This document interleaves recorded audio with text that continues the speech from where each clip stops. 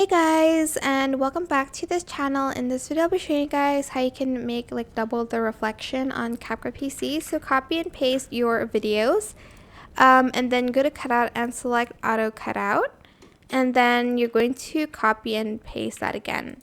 And on the second video you're going to like move it either to the left side or the right. I'm just going to move it like to the left side, and I'm going to go to mask and I'm going to select the horizontal to delete like the other part. You can like even feather it out a little bit, and you can definitely leave it like that, which I think is pretty cool. Make sure like the other bit is like you doing another expression. That would be cool, but I only have these videos, so you can just go to